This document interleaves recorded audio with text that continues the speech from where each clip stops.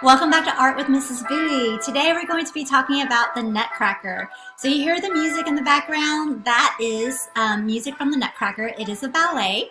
And I'm going to stop it for just a minute. So hopefully you had a chance to check out the read aloud, the Nutcracker read aloud. And again, today we'll be discussing the Nutcracker and specifically about the fact that it's part of performance art. So it's part of performance art because it is a ballet, which includes dancing and choreography. It also includes beautiful music. So a man named E.T.A. Hoffman wrote the story. In his original story, the little girl was named Marie. A lot of versions that you have today have the little girl with the name Clara. So it's the same story, just with a different name.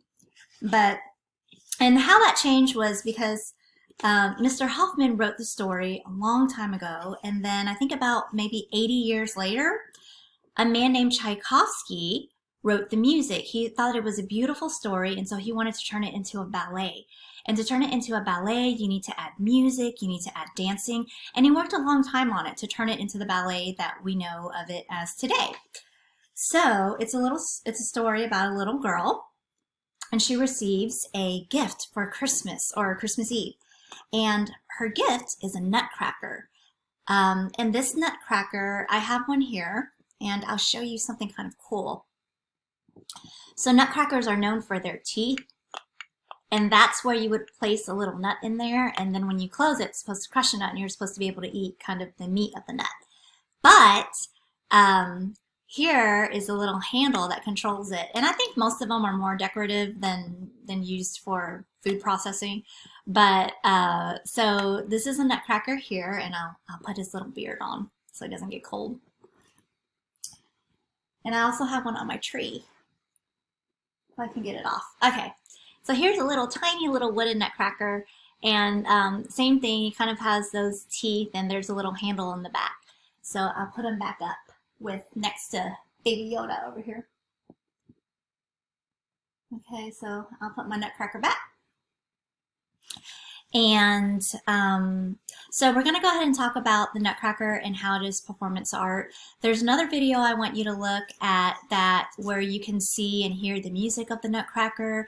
And when you think about it, all of these things come together. Somebody has to write the story. And writing stories, you have to be creative. You have to think of the characters, the problem.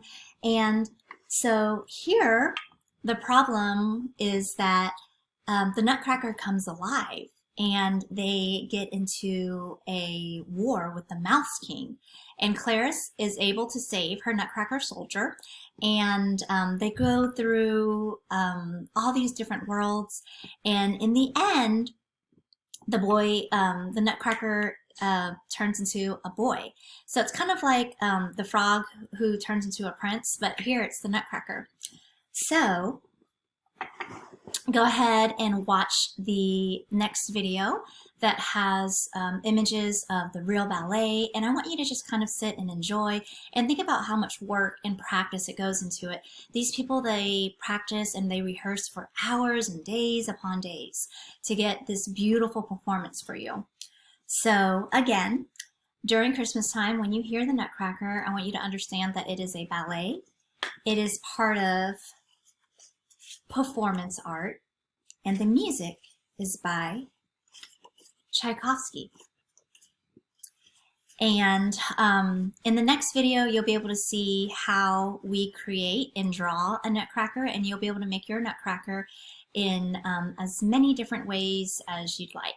So I hope all of you guys have a wonderful holiday.